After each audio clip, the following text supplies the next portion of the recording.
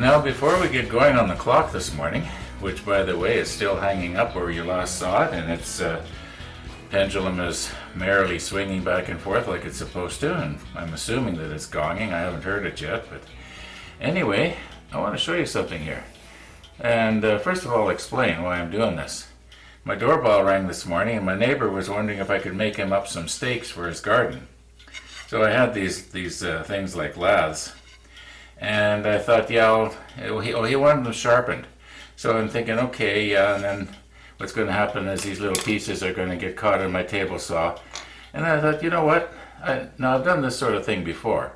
And if you're too lazy to make up a proper zero tolerance insert for your table saw, like I am, well, this is a quick, easy way to make one. Now, naturally, you can't slide a piece of plywood over it or anything like that, but if you want to keep the little pieces from catching in the slot and come flying back at you, this seems to work pretty good. And I'll just show you.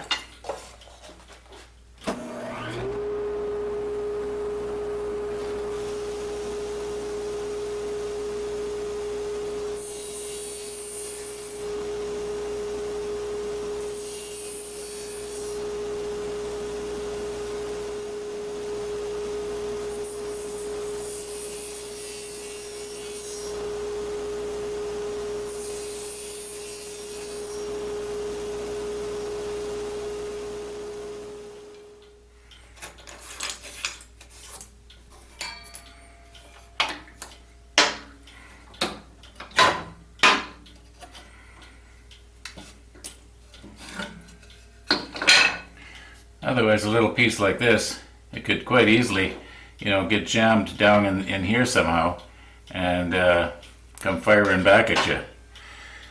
Anyway, just thought you might like to see that. But this only works if you're too lazy to make the real thing.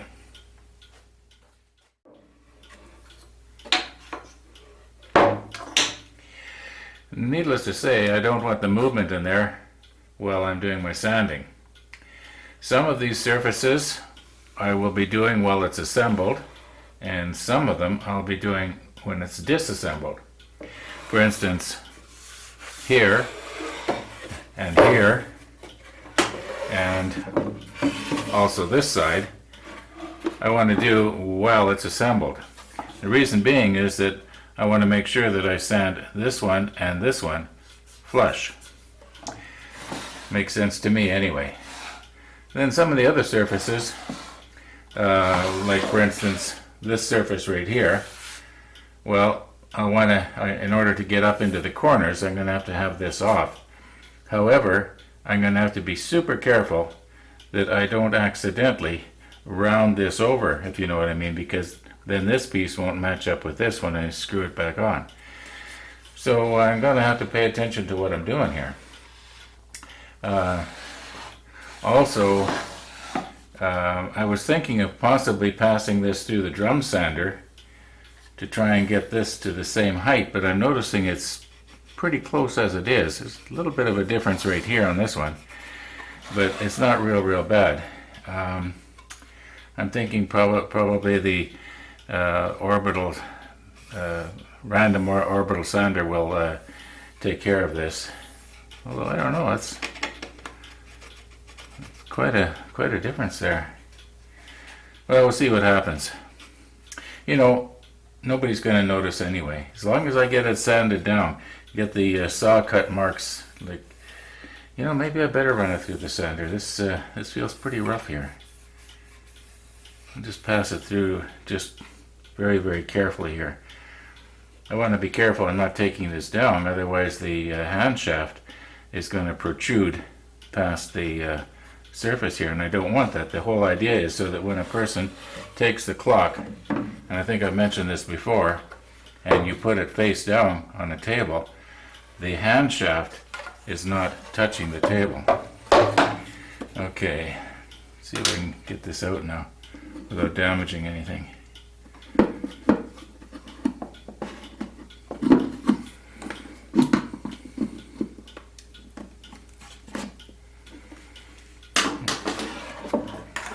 Why not push it from the back?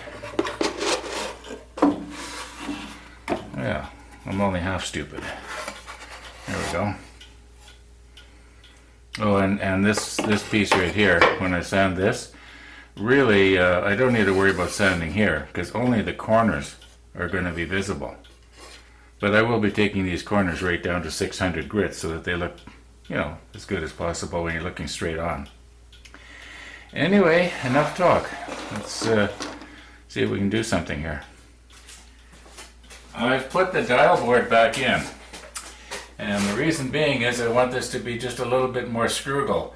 In other words, what's going to be happening here is that when, I'll just open this up, when the drum, when the sander hits this top rail here, or sill, it's going to have a tendency to want to push it this way. So I thought if the dial board is in, it's just going to be, you know, like I say, a little bit more screwable.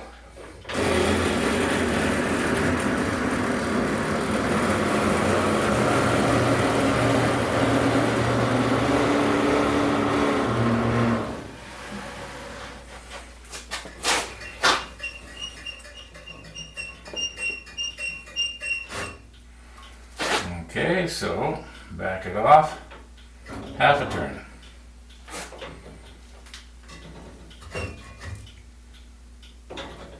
Maybe, okay, I'm going to want to have it here.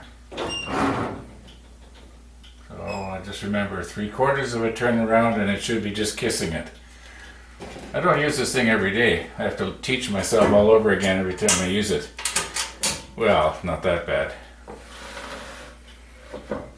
Okay, now if I turn it back to here, well, maybe I'll just go almost to there and see what happens.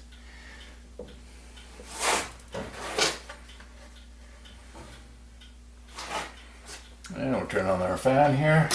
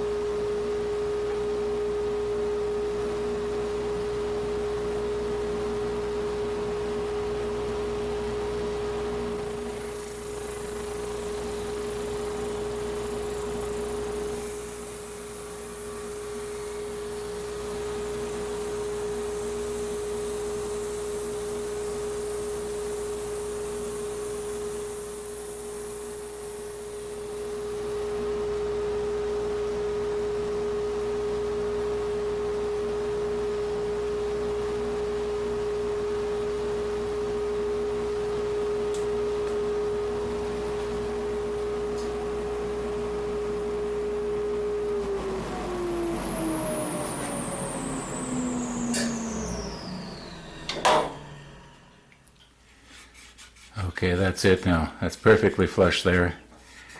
I know we've got these lines here, but they'll sand out.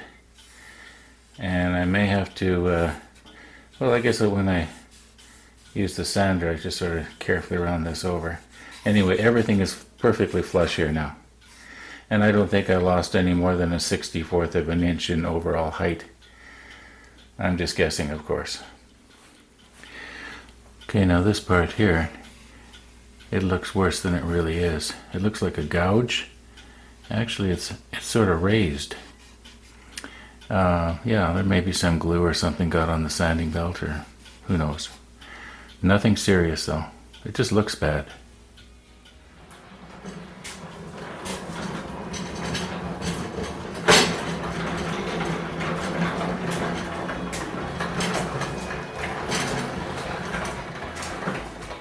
I was noticing yesterday when I had uploaded the video onto YouTube that they were just a little bit slower than normal, so I guess they're not quite over their hiccup yet. I know it's only a little after 1, so I'm gonna cut this off a little early to make sure that, you know, it gets uploaded today. Anyway, I've got my downdraft, my homemade downdraft sanding box here, and all my grits. Start out with 80 maybe. I don't know if I'll use 80. And work my way up to 600. But I think that's going to be tomorrow. So thanks for watching, and all being well, we'll see you tomorrow.